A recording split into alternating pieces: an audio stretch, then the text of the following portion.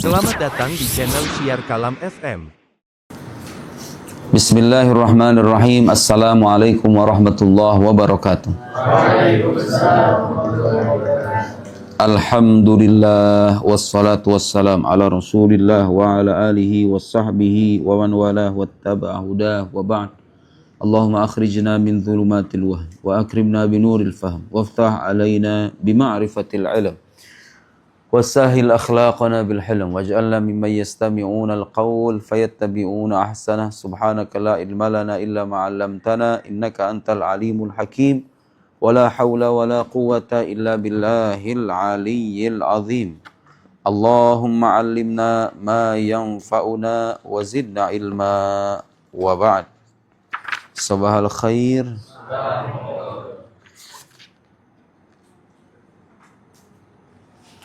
Baik, kita akan lanjutkan pengajian Sirah Nabawiyah, sejarah hidup Nabi Muhammad sallallahu alaihi wasallam. Terakhir kita sampai pada kisah seputar pengasuhan Nabi di tangan kakeknya. Kakeknya wafat pada Nabi ketika Nabi usia berapa tahun? 8 tahun. Kemudian diserahkan kepada pamannya atau anak dari kakeknya namanya Abu Thalib. Dan Abu Thalib sebagaimana diceritakan dalam kitab-kitab sirah ketika mengasuh Nabi itu merasa Nabi itu sebagai sosok yang paling dicintai ketimbang anak-anaknya sendiri. Dan itu fitrah manusia ya. Melihat kesempurnaan fisik, kesempurnaan akhlak, keindahan wajah, kemudian kemuliaan perangai yang beliau tunjukkan walau masih kecil, normalnya manusia itu akan mencintai hal-hal semacam itu. Dan Abu Thalib, Abdul Muttalib, Abu Thalib, pamannya Nabi Sallallahu Alaihi Wasallam, tertanam dalam dirinya rasa kecintaan kepada Nabi Muhammad Sallallahu Alaihi Wasallam. Abu Thalib adalah orang fakir dikisahkan di sini. Meski demikian, gara-gara mengasuh Nabi, memuliakan Nabi, walau beliau masih kecil. Karena ini kekasih Allah Subhanahu Wa Taala. Siapapun yang memuliakannya akan Allah berikan kemudahan dalam hidupnya. Pelajarannya buat kita sekarang. Kalau mau hidup diberikan kemudahan, masalah kita teratasi dengan lancar, kamu terhimpit oleh masalah, kemudian kamu berharap masalah itu terselesaikan.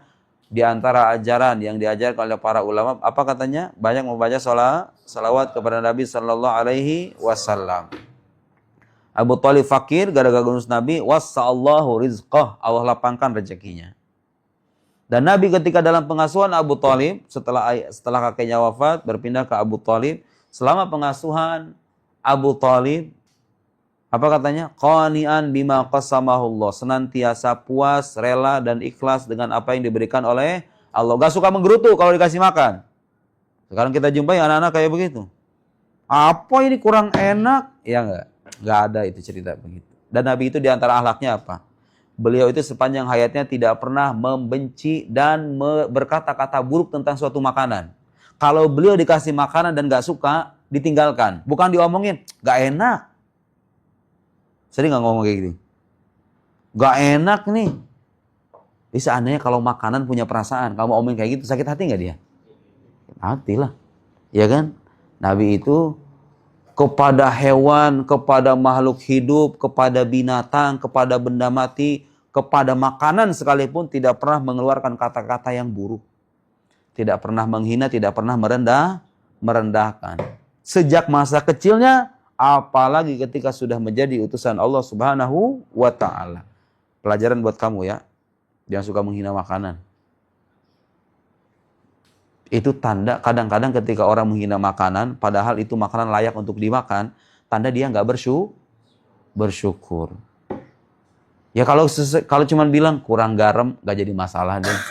Kurang manis, kurang gula nih, nggak jadi masalah. Tapi kalau udah bilang, apa nih bangke? Ya, ada yang kayak gitu nggak? Bangke nih, kurang ngajar nih, nggak enak, lempar aja begitu. Itu bukan akhlak manusia kayak begitu. Itu akhlak binatang aja, kucing aja kalau dikasih makanan, kalau lagi lapar-laparnya, dimakan gak sama dia? Dikasih roti itu kucing kadang-kadang. Dimakan kan? Itu kadang-kadang binatang kayak begitu. Manusia kadang melampaui binatang. Binatang aja kadang paling, tapi saya nggak pernah loh ngeliat kucing itu kalau dikasih makan terus dilempar makanannya. Paling jauh sama dia diapain coba? Ditinggalin kan, bener nggak? Coba. kamu ngasih makanan ke kucing, bukan makanan kucing. Ngasih nasi misalnya.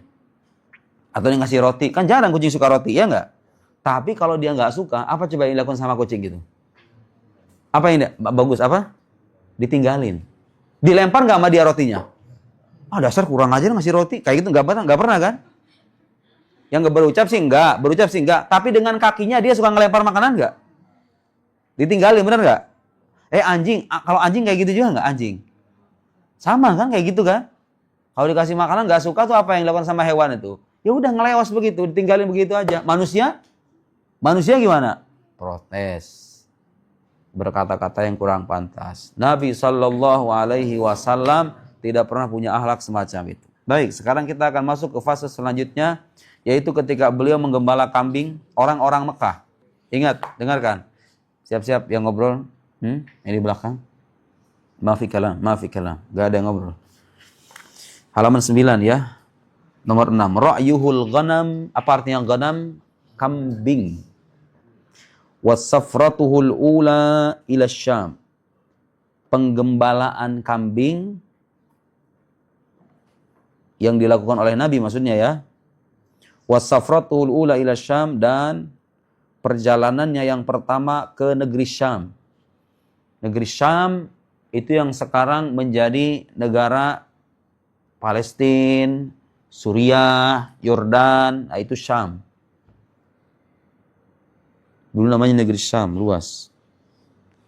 Kana sallallahu alaihi wasallam fi sigharihi, Nabi itu fi sigharihi pada masa kecilnya, waktu masa kecilnya. Berapa tahun ini usianya beliau? Ya setelah ditinggal sama kakeknya, 8 ke atas berarti. Kebayangkan? Itu anak, kalau ukuran sekarang, anak usia SD ya. Anak usia SD sudah berprofesi apa nih? Dengar ini. Yar'al ghanam, menggembala kambing. Nanti akan saya jelaskan kenapa hikmahnya Nabi itu senantiasa pernah menggembala kambing. Ada hikmah besar di balik. Yar'al ghanam, menggembala kambing li ahli Makkah, milik penduduk kota Mekah. Bi ujratin, dengan upah. Ujrah artinya upah. Ya'ishu minha, yang dijadikan mata pencahariannya. Asya ya'ishu artinya hidup. Minha, darinya. Nyanya kembali kemana? Domirnya ujrah. Maksudnya Nabi hidup dengan upah itu gitu loh. Artinya hasil menggembala kambing itu dijadikan mata pencaharian Nabi Sallallahu Alaihi Wasallam. Seolah-olah beliau itu tidak mau hanya bergantung sama pamannya aja. Tahu diri, paham nggak maksud saya? Tidak mau merepotkan pamannya. Ayahnya udah nggak ada, ibunya udah nggak ada, kakeknya udah nggak ada. Tersisa pamannya punya banyak anak, orangnya fakir. Apa yang dilakukan oleh Nabi? Sadar diri. Sadar diri akhirnya apa? Melakukan menggembala kambing. Nyari pekerjaan sampingan supaya tidak merepotkan Abu Thalib. Itu ifah, namanya ifah. Jadi semacam kecenderungan untuk tidak bergantung sama orang lain. Mandiri gitu loh, paham nggak? Mandiri. Ada sekarang saya kadang menjumpai itu di potongan-potongan Instagram, kadang itu suka ada anak-anak kayak begitu. Dia bapak ibunya sakit, akhirnya anaknya itu pergi ke sekolah jualan bawa kue. Kemudian dibeli sama teman-temannya. Kamu di sini, kalau di sini nggak bisa, jangan kayak gitu. Karena kamu udah orang mampu semua. Nggak, di luar sana ada orang tuanya tuh nggak bisa nyari uang lagi. Akhirnya anak kecil ini kemudian berjualan di sekolah, berjualan samping jalan, bawa gorengan, bawa kue. Itu mulia. Itu perbuatan mulia. Itu biasanya orang-orang kayak begitu, calon orang-orang besar kan tuh kayak gitu. Dengerin. Bukan rata-rata, biasanya anak-anak yang sejak kecilnya sudah mendapatkan ujian dengan apa aja, entah keterbatasan ekonomi keluarganya, kemudian dia menyikapinya dengan tepat, dibimbing dan dididik, itu biasanya gedenya jadi orang besar. Jadi orang besar itu rata-rata terlahir dari keprihatinan, bukan dari kemewahan. Saya ulangi, orang-orang besar itu rata-rata terlahir dari keprihatinan, kesederhanaan, dan tempaan hidup yang pahit. Biasanya. Kenapa? Karena logikanya begini, orang ketika melihat keluarganya menderita, dia akan terpecut untuk bekerja secara lebih keras lagi, ya kan? Demi membahagiakan keluarga. Belajarnya semakin giat, kuliahnya sampai S1, S2, S3. Motivasinya keluarganya. Coba kalau keluarganya itu mewah, keluarganya itu serba mewah, kemudian serba ada. Malas yang ada, ya kan? Yang ada malas. Dan dalam diri Nabi Sallallahu Alaihi Wasallam kita mendapatkan keteladanan itu. Walamma balaghat tasi'ah min umri. Ketika beliau, apa artinya balagha? Sampai usia berapa tahun? 9 tahun min umrihi. Ini para sejarah beda pendapat. Ada yang mengatakan 9, ada yang mengatakan 12. Ada yang mengatakan, mungkin nanti ada yang mengatakan 13. Ah, itu perselisihan biasa. Yang jelas ini masih masa remaja gitu loh, paham nggak? Terlepas apakah 9, apakah 13, apakah 12, di sebagian kitab 12 tahun. Di sini sebutkan 9 tahun. Safara ila Syam. Safara ila Syam, pergi ke kota Syam.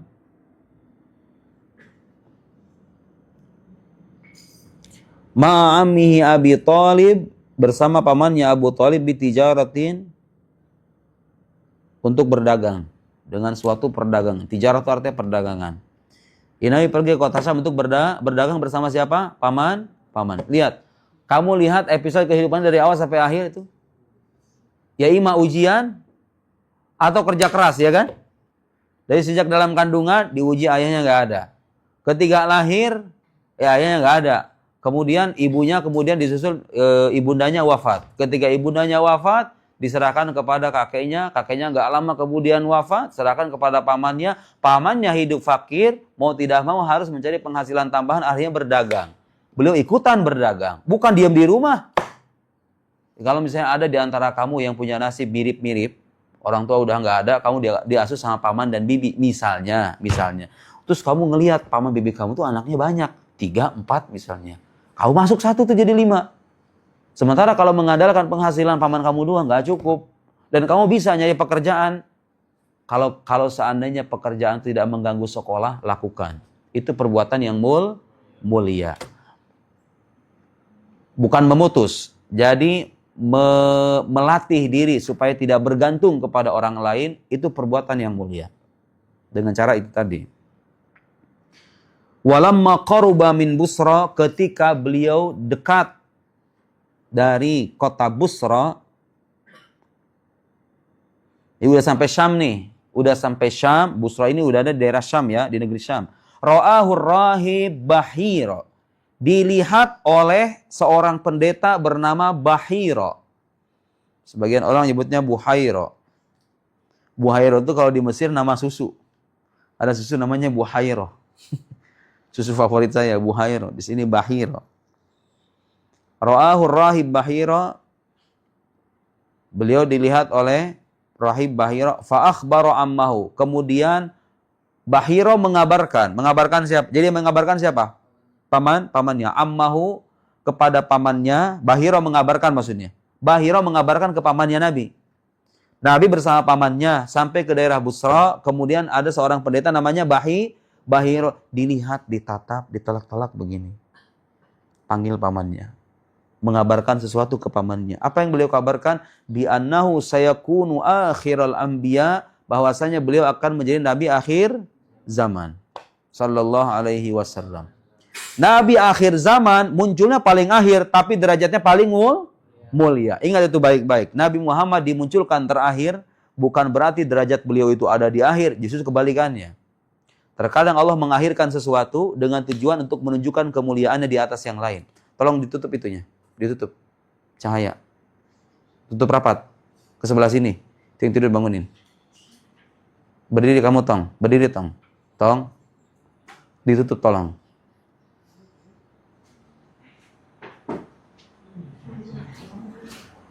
Kamu jangan nyender, Mad, kamu jangan nyender.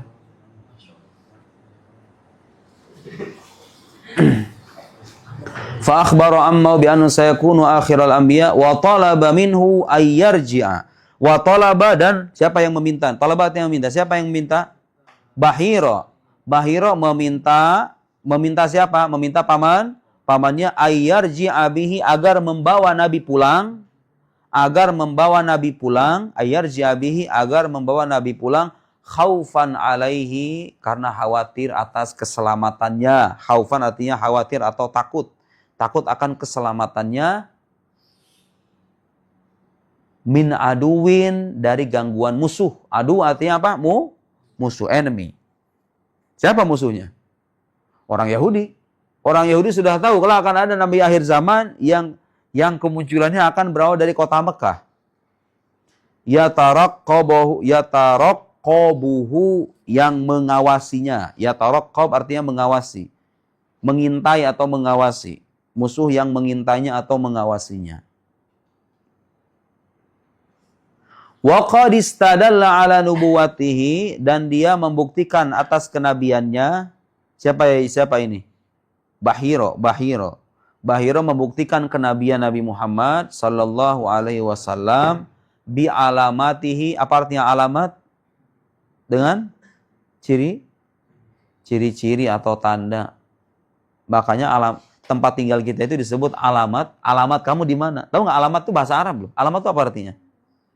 Ciri atau tanda. Karena itu menjadi tanda keberadaan kamu, paham nggak? Alamatnya di mana? Daerah tanjakan. Alamat itu bahasa Arab. Artinya apa? Tanda. Makanya itu menjadi tanda tempat tinggal kita. Baru tahu ya? Banyak itu. Bahasa Indonesia asalnya itu dari Arab. Kayak kursi misalnya. Kursi kan bahasa Arab. Atau apalagi itu. Banyak itu kadang-kadang. Gak ngeh kalau sekarang tuh contoh-contohnya. Di antaranya itu. Ala nubuwati, atas kenabiannya, bi alamat, dengan ciri-cirinya, allati fi kutub ahli kitab, yang tercantum dalam kitabnya para ahli kitab. Ahli kitab ini siapa yang dimaksud? Kalau disebut ahli kitab siapa? Yahudi dan Nasrani. Yahudi dan Nasrani itu gelarnya apa? Ahlul kitab. Karena dulunya mereka punya kitab samawi. Orang Kristen punya kitab Taurat, punya kitab Injil. Orang Yahudi punya kitab Taurat. Cuma bukan yang ada sekarang ya. Yang ada sekarang udah enggak. Jadi Injil itu wahyu yang Allah berikan kepada Nabi Isa. Wajib percaya nggak kita? Wajib percaya. Tapi apakah Injil yang dipakai sama orang Kristen sekarang? Bukan. Taurat itu wahyu yang Allah berikan kepada Nabi Musa. Tapi kan kamu nggak pernah ngelihat. Nggak pernah ngelihat ada Injil, ada Taurat itu. Kenapa kita percaya? Kenapa? Bagus, Kak. Masya Allah. Kamu nggak sia-sia mondok di sini beneran. Dikasih pertanyaan kayak gitu langsung bisa menjawab. Karena itu dikabarkan dalam Al-Quran. Dan Al-Quran adalah sumber yang terpercaya. Meskipun kita nggak pernah ngelihat, tapi kita yakin itu ada. Dikabarkan oleh firman Allah. Allah nggak mungkin bohong. Baik, sekarang saya akan rinci kejadian-kejadian yang dipaparkan oleh penulis dalam episode ini. Pertama, Nabi itu katanya apa? Menggembala kambing. Apa hikmahnya? Dengerin. Di Arab, hidup padang pasir di Arab, menggembala kambing itu bukan perbuatan yang ringan. Panasnya di Arab tuh kayak gimana kalau musim panas? Saya pernah dengar berita dulu, kalau di Irak itu sekitar kalau musim panas itu bisa sampai 50 derajat. Artinya kamu kalau naruh telur tuh di lapangan yang tandus, itu insya Allah kering tanpa menggunakan minyak. Di Mesir saya dulu waktu dulu musim panas itu bisa sampai 40-43 derajat. Itu angin itu terasa anget. Angin itu, bukan angin sepoi-sepoi. Di Arab itu panas, tandus, kering, menggembala kambing lagi. Terus menggembala kambing itu kadang suka bikin repot. Kadang-kadang kita naruh kambing di sini, kalau misalnya nggak kita awasi, apa yang terjadi? Pada kabur kambingnya, ya kan? Ya nggak? Udah gitu milik orang lain lagi. Kalau seandainya kabur kan jadi beban, ya nggak? Kalau seandainya hilang, kan lumayan harga kambing itu. Berapa juta sekarang? Mungkin 3 juta, 4 juta, ya nggak? Kenapa hikmahnya Nabi Muhammad Sallallahu Alaihi Wasallam itu ditadikan menggembala kambing? Dan para nabi terdahulu juga sama. Nabi Musa, Nabi Isa, nabi-nabi itu ternyata menggembala kambing juga. Ternyata apa hikmahnya? Hikmahnya adalah para nabi itu kelak akan menjadi pemimpin bagi orang banyak. Orang banyak ini karakternya beda-beda. Ada yang bengal-bengal, ada yang bandel-bandel. Kalau untuk hewan, jadi itu semacam latihan mental. Latihan mental karena kelak Nabi itu akan memimpin umat manusia dengan beragam karakternya. Ketika diuji dengan orang-orang yang kurang ajar, maka Nabi itu secara mental sudah kuat. Karena sejak kecil pun terbiasa menggembala kambing. Paham? Maksudnya itu latihan mental. Dan itu menjadi bukti juga bahwa profesi yang selama ini dianggap rendah sama sebagian orang tuh pada hakikatnya mulia. Nggak ada profesi yang hina. Jadi penggembala kambing, jadi pemulung sampah, jadi security, itu nggak ada yang hina. Selama pekerjaan itu diniatkan untuk menafkahi diri sendiri, menafkahi keluarga, supaya kita tidak meminta. Semuanya pekerjaan yang mana yang lebih mulia? Jadi pengemis dengan penghasilan 5 juta sebulan di lampu merah, atau menjadi pemulung sampah dengan penghasilan terbatas tapi bisa makan dengan hasil jerih payah sendiri. Mana yang lebih baik? Ingat ya, al-mutasawwil, mutasawwil itu artinya pengemis. Itu nggak ada kemuliaannya dalam ajaran Islam. Itu hina. Hina bukan karena profesi, tapi karena meminta-mintanya itu. Jadi sikap meminta-minta sama orang padahal kita mampu bekerja, itu sikap yang hina. Bukan sikap yang terpuji. Dan hati-hati, itu bikin kecanduan loh. Saya waktu di Mesir itu, waktu saya 2012 ke Mesir, itu saya menjumpai pengemis yang suka naik bis mahasiswa. Dia biasanya ngebagi-bagiin kertas tuh. Kertasnya itu bahwa dia itu sedang sakit, kemudian ada anaknya yang begini-begini. Biasa begitu tuh, mengemis dengan cara begitu. Ngasih kertas keterangan kalau dia itu membutuhkan uang gitu, paham nggak? Itu saya balik lagi 2020, berapa tahun tuh? 2012 sampai ke 2020 saya balik lagi. Ternyata pengemis itu masih ada. Dan benar kata guru saya, mengemis itu bikin kecanduan. Itulah yang dimaksud oleh sabda Nabi. Kata Nabi apa? Wa ma fataha bab salasun uqsimu alaihinna wa haditsun fahfadhu ma naqasa malalim sadaqa wa la dhulima abdun madlimatan fasabar ila zadallahu izzan. Yang terakhir itu apa? Wala fataha abdun baba mas'alatin ila fatahu ali baba faqrin. Tidaklah seorang hamba membuka pintu permintaan, maksudnya meminta-minta, kecuali Allah bukakan pintu kefakiran. Maksudnya apa kefakiran ini maksud? Kefakiran hati. Jadi kamu senantiasa terus menerus pengen ngemis, gak ada ujung-ujungnya. Lama-kelamaan apa coba? Kamu jadi bergantung sama orang lain. Itu kefakiran yang dimaksud. Jadi setiap kali orang itu mengemis, besoknya dia pengen lagi, besok gak pengen lagi, terus begitu saya bertahun-tahun, ujung jadi kecanduan. Gak bisa dilepas. Makanya saya kalau melihat pengemis, dilihat kondisi. Kadang-kadang gak saya kasih. Kalau pengemisnya itu udah keseringan. Justru kalau kita nggak ngasih, kita membantu dia, menyelamatkan dia dari penyakit. Paham nggak maksud saya? Karena kebiasaan meminta itu adalah penyakit. Kalau kita kasih terus, dikasih terus, yang ada kita tidak menyembuhkan dia dari penyakitnya. Tapi kalau kita tahan, kalau dengan niatan baik kita menyelamatkan dia dari penyakit, ya bagus. Kecuali ada tetangga kamu udah 3 hari gak bisa makan, ketok pintu, kamu punya beras banyak. Sekali doang dia minta, terus kamu nggak ngasih. Itu baru tuh yang kayak begitu. Punya teman nggak punya uang, sekali doang dia, coba minjem dong. Kamu nggak mau ngasih, padahal dia jarang. Adapun yang kerjaannya minjem duit, kerjaannya minta-minta, jangan dibiasain ya. Itu bukan akhlak yang baik. Baik, kita kembali ke sini. Sampai mana tadi? Beliau menggembala kambing. Paham itu menggembala kambing? Sekarang ada riwayat oleh Imam Zahabi secara Alamin Nubala bahwa para nabi itu semuanya menggembala kambing. Ma min nabiyyin illa wa qad ra'al ghanam. Tidak ada nabi kecuali beliau itu menggembala kambing. Kata Nabi dalam sebuah hadis yang sahih. Qalu, para sahabat bertanya, "Wa anta ya Rasulullah? Engkau juga ya Rasulullah?" "Na'am." Apa artinya na'am? Ya. Ar'aha bil qararit li ahli Makkah. Aku menggembala kambing-kambing itu dengan mengambil upah dari penduduk kota Mekah. Kambing-kambing milik penduduk kota Mekah sebagai bentuk latihan mental. Nah, setelah kemudian diasuh sama pamannya, masuk ke usia 9, apa 10, apa 12 begitu ya. Ketika sudah menginjak masa remaja, beliau kemudian pergi ke kota, ke negeri apa? Ke negeri Syam untuk apa? Untuk berdagang. Tuh lihat. Dulu menggembala kambing, sekarang berdagang. Sebagai bukti bahwa Nabi ingin mengajari kita. Hidup yang baik itu bukan hidup yang bergantung sama orang lain, tapi hidup mandiri. Berusaha dengan kerja keras sendiri. Jangan hanya bergantung kepada orang lain saja. Sekarang saya akan ceritakan apa yang terjadi ketika Nabi bertemu dengan Bahiro atau kafilahnya Abu Thalib ketika sampai ke Busra.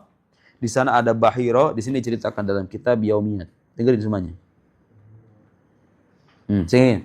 Jadi waktu Abu Thalib pengen pergi ke Syam, kemudian tadinya Nabi itu nggak diajak. Abu Thalib itu pengen pergi sendiri.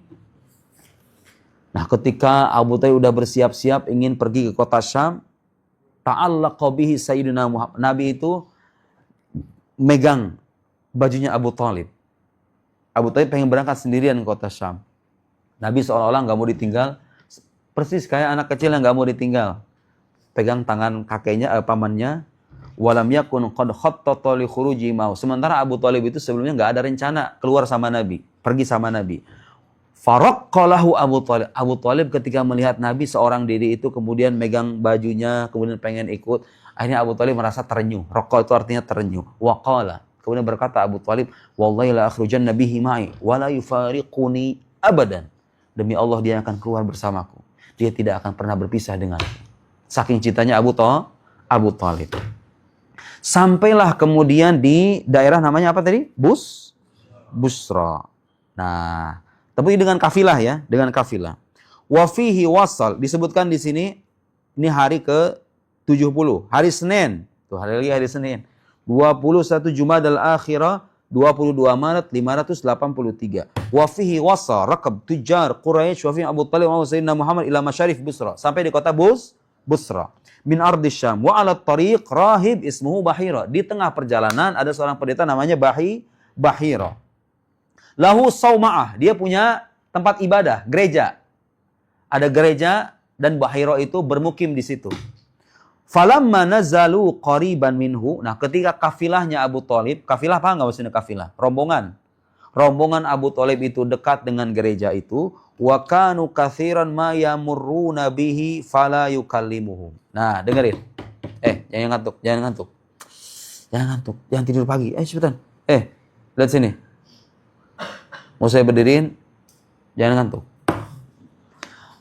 Kafilah Abu Talib atau orang Arab itu kalau mau berdagang ke Syam, jadi orang Arab biasa berdagang ke kota Syam itu. Mereka kalau melewati gereja ini, ada Bahiro di sana, Bahiro itu biasanya nggak ngomong sama mereka, cuekan aja gitu, dicuekin aja biasa, paham maksudnya? Kalau biasa orang Arab lewat ke tempat itu, lewat untuk berdagang ke Syam, itu biasanya dibiarin aja, nggak disapa. Tiba-tiba kali ini menyapa mereka Bahiro itu. Hatta idza kana al-yaum nadhara min saumati fara'al ghamamah tudillu Rasulullah sallallahu alaihi wasallam. Tetapi di hari itu biasanya kan dia nggak nyapa tuh para pedagang yang lewat ke situ. Tiba-tiba pada hari itu dia melihat awan itu berjalan kemudian menaungi seseorang, dan itu di antara irhas. Irhas itu jadi kejadian luar biasa yang terjadi pada orang yang akan menjadi nabi, namanya irhas. Kalau terjadi pada orang yang sudah mengaku sebagai nabi namanya mukjizat. Kalau terjadi pada seorang wali namanya karomah. Karomah. Bagi wali karomah, bagi nabi mukjizat. Kalau bagi sosok yang akan menjadi nabi namanya irhas. Di antara irhas Nabi Muhammad sallallahu alaihi wasallam itu apa? Senantiasa kemanapun beliau berjalan, awan itu menaungi. Gak mau, seolah-olah alam itu gak mau melihat nabinya kepanasan.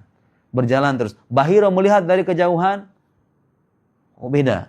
Dan dia membaca di kitab-kitab orang terdahulu, di antara ciri Nabi akhir zaman itu ya begitu.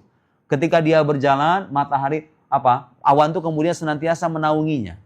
Bahira melihat tanda-tanda itu, kemudian apa yang terjadi? Walamma nazal tahta syajarah, ketika beliau itu duduk singgah di bawah pohon, malat litudilluhu bifuru'iha. Pohon itu kemudian ranting-rantingnya itu langsung tunduk ingin menaungi sosok yang duduk di bawah pohon itu.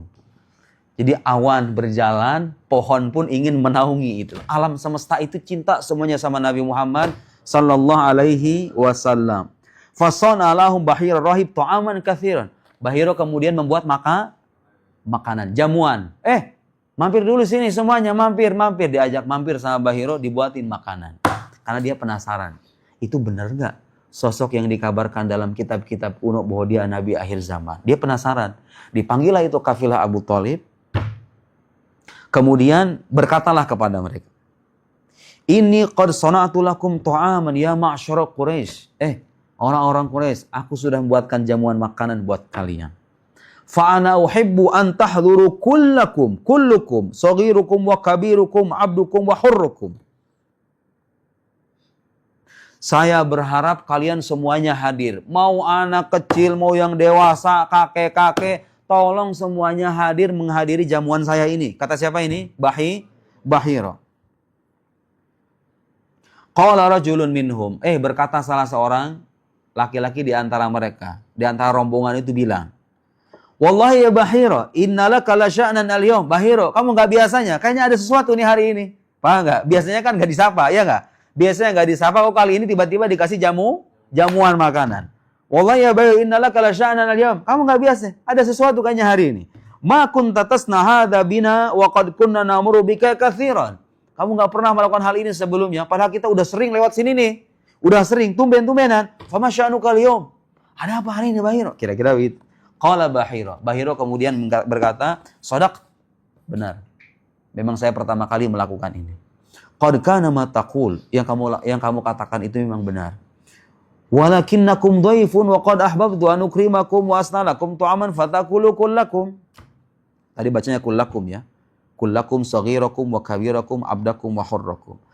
Tetapi kalian kan pada akhirnya tamu. Dan aku ingin memuliakan kalian sebagai tamu. Silahkan makan semuanya. Dipersilahkan makanlah sama Bahira. Fajtama'u kulluhum indahu. Berkumpullah semua rombongan di jamuannya Bahira. Wa taraku sayyidana Muhammadan. Tapi mereka meninggalkan Nabi Muhammad sendirian di bawah pohon. Karena merasa apa?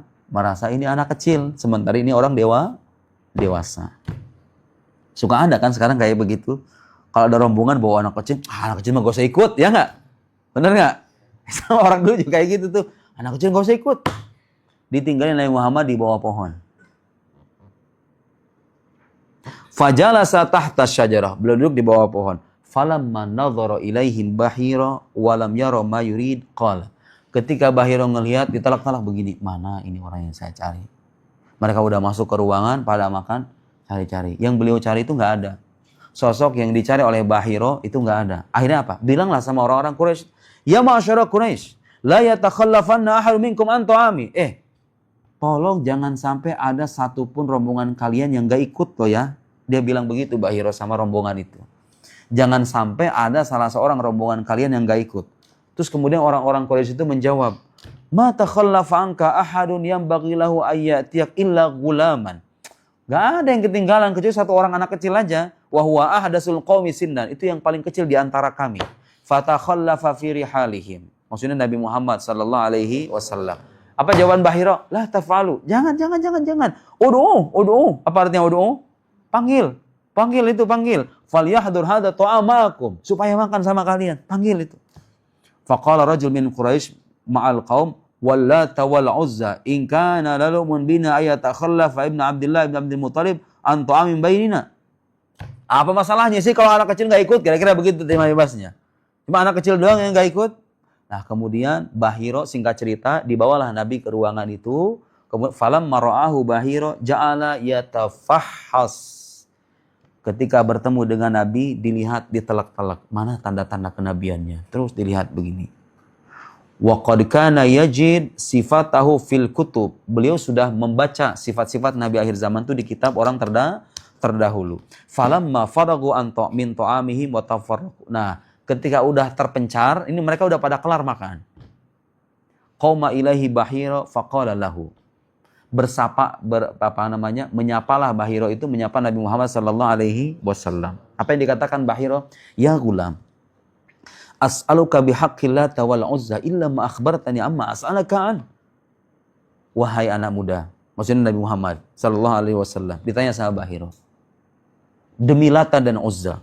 Bahira bersumpah, biasa orang Arab dulu di zaman kemusyrikan itu bersumpah dengan sesembahan terbesar mereka, Manat, Lata, Uzza. Demi Lata dan Uzza, tolong kabarkan sesuatu kepada, kata Bahira. Kira-kira begitu.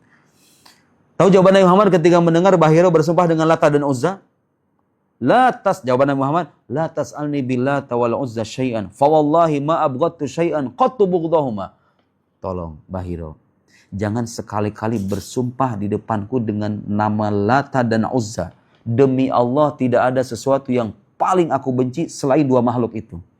Artinya tabiat fitrah Nabi sejak kecil apa? Membenci kemusyrikan. Karena beliau akan bawa ajaran tauhid. Faqala lahu Bahira. Bahira kemudian bilang, "Fabillahi illa ma akhbartani amma." Bahira itu sebetulnya tahu, itu cuma ngetes doang. Ngetes bahwa Nabi akhir zaman itu punya kecenderungan semacam itu, tidak suka dengan berikan. Jadi satu tanda sudah dia dapat. Ketika dia ngetes bersumpah dengan Lata dan Uzza, jadi Bahiro itu nggak mempercayai. Bahiro ini bukan termasuk penyembah berhala. Dia bersumpah dengan Lata dan Uzza untuk ngetes saja. Nabi akhir zaman itu apakah dia betul-betul ini atau bukan? Paham nggak? Ngetes doang. Salni amma badalak, kata Nabi. Seketika Bahiro kemudian ingin minta kabar sesuatu dari Nabi. Kata Nabi apa? Salni amma badalak, kamu tanya saja kepadaku, apa aja yang kamu mau. Faqala lahu Bahiro. Fakhadha Bahiro yas'aluhu an asya' min halihi fi naumihi. Bahiro kemudian bertanya, kamu kalau tidur bagaimana, Nak? Terus kemudian bentuknya diperhatikan, tubuhnya, lekuk tubuhnya. Kan ada tanda-tandanya kan? Yang kita baca di kitab Syama'il itu. Ditanya kalau tidurnya bagaimana, kalau berjalan bagaimana. Gimana Nabi kalau berjalan tuh katanya? Ka'annama yanhattu fis shawab. Seperti hanya orang turun dari dataran tinggi. Itu udah ada di kitab-kitab terdahulu. Wa Rasulullah yukhbiru. Setiap kali Bahiro nanya, Nabi menjawab. Bahiro bertanya, Nabi menjawab. Walam mantaha Bahiro min su'ali Rasulillah sallallahu alaihi wasallam. Ketika udah selesai, bertanya sama pamannya. Pamannya ada di sampingnya. Bertanya Bahiro kepada pamannya. Ma silatuka bihadzal ghulam. Abu Thalib, apa hubunganmu dengan anak ini? Bahiro bertanya ke Abu Thalib, apa hubunganmu dengan anak ini? Qala Abu Thalib, ibni. Apa artinya ibni? Anakku. Abu Thalib menjawab apa? Anak. Qala lahu Bahiro, ma huwa bibnik. Enggak, dia bukan anak kamu. Karena Bahiro tahu bahwa Nabi akhir zaman ini yang dikabarkan dalam kitab-kitab terdahulu, ayahnya akan wafat sebelum dia terlahir. Ketika Abu Thalib bilang ini anakku, kata Bahiro apa? Ma huwa bibnik, itu bukan anakmu. Wa ma yanbaghi li hadzal gulam ay yakuna abuhu hayyan. Anak kecil ini enggak mungkin bapaknya masih hidup. Jadi Bahiro sudah mulai menduga keras bahwa inilah Nabi akhir zaman. Qala fa innahu ibni akhi. Akhirnya Abu Thalib mengaku, iya, dia tuh keponakanku. Qala Bahiro, ma fa'ala abu. Terus apa yang dilakukan oleh ayahnya? Kata Abu Thalib, mata wa ummuhu hubla bihi. Ayahnya sudah wafat sementara ibunya dalam keadaan mengandung. Qala Bahiro. Bahiro kemudian berkata, sodaqt. Benar kamu. Memang Nabi akhir zaman anak ini ayahnya tidak akan pernah berjumpa dengan yang bersangkutan. Ayahnya akan wafat selama dia berada dalam kandungan. Farji' bibni akhik. Setelah Bahiro kemudian semakin yakin dengan tanda-tanda semua itu bahwa ini adalah Nabi akhir zaman, Bahiro kemudian memberikan nasihat kepada paman Nabi, farji' bibni akhik ila baladi wahdhar alaihi minal yahud. Pulang sekarang. Hati-hati dengan perlakuan orang Yahudi. Fa wallahi la in ra'auhu wa arafu ma araftu la yabghunnahu syarra. Demi Allah, kalau seandainya orang-orang Yahudi itu tahu tanda-tanda yang aku dapatkan sekarang ini, pasti mereka akan berlaku buruk sama ponakanmu ini. Fa innahu kainun libni akhi hada sya'nun azim. Ponakanmu ini kelak akan punya kedudukan yang besar. Fa asri bihi ila biladihi. Fa asra bihi ila biladihi. Cepatlah segera kamu pergi pulang. Akhirnya enggak jadi dagang ke negeri Syam. Setelah mendapatkan nasihat dari Bahiro. Demi keselamatan siapa? Demi keselamatan Nabi Muhammad sallallahu alaihi wasallam. Apa pelajarannya? Pelajarannya adalah Nabi Muhammad sallallahu alaihi wasallam, kenabiannya itu sudah dikabarkan, sudah diketahui oleh umat-umat terdahulu, terutama ahlul kitab. Dan itu di Al-Qur'an ada. Alladzina atainahumul kitaba ya'rifunahu kama ya'rifuna abna'ahum. Orang-orang yang kami berikan Alkitab, ahlul kitab, Yahudi dan Kristen, ya'rifunahu. Apa artinya ya'rifunahu? Mereka mengenalnya. Mengenalnya kama ya'rifuna abna'ahum, sebagaimana mereka mengenal anak mereka sendiri. Artinya apa? Jelas tanda-tanda Nabi itu. Bahwa kelak nasibnya itu akan menjadi yatim. Tanda-tanda kenabiannya ada di bagian pundaknya. Kemudian ketika dia berteduh di bawah pohon di daerah Busra, pohon itu kemudian akan menaunginya. Kalau beliau berjalan, kemudian awan itu. Dan itu bukan hal yang aneh ya. Bukan hal yang aneh, kenapa? Karena ini adalah manusia yang beda dari manusia yang lain. Kekasih Allah Subhanahu wa taala, Sayyid waladi Adam, pemimpin anak cucu Adam. Jadi bukan dongeng, bukan hal yang aneh kalau mendapatkan kemuliaan dengan cara-cara seperti tadi. Itulah yang bisa kita paparkan. Wasanwasil fil liqa al-qadim insyaallah. Kita lanjutkan di pertemuan yang akan datang. Wallahu a'lam bissawab. Allahumma salli afdhala salatin ala as'adi makhluqatika sayyidina Muhammad wa ala alihi wa sahbihi wa sallim adada ma'luma wa midada kalimatika kullama dzakaraka dzakirun aghfala an dzikrikal ghafilun subhanakallahumma wa bihamdik asyhadu an la ilaha illa anta nastaghfiruka wa natubu ilaik wa sallallahu ala sayyidina Muhammad wa ala alihi washabihi wasallam wassalamu alaikum warahmatullahi wabarakatuh.